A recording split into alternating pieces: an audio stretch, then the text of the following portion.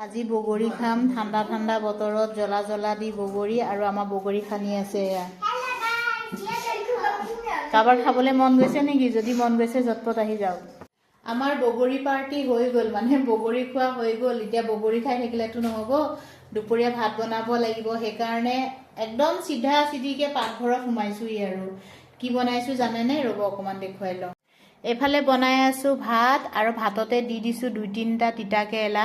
সেদিনা মানে ভাজিছিলো ভাজুতে পুৰি গ'ল দাদা এজনে মোক কমেন্ট কৰিছে যে এনেকে সিজাই খাবলৈ বেলেগকে সিজোৱা নাই মই ভাততে সিজাই দিছো মানে খাই ভাল লাগে বাৰু সিজোৱা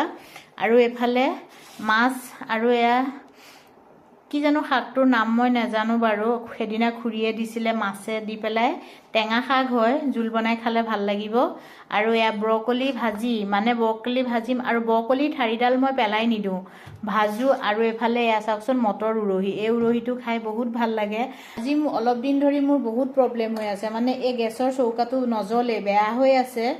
এফালে ভাত বহাওঁ অলপ সময় লাগে বাৰু যিয়ে নহওক এতিয়া ভাতকেইটা বনাই লওঁ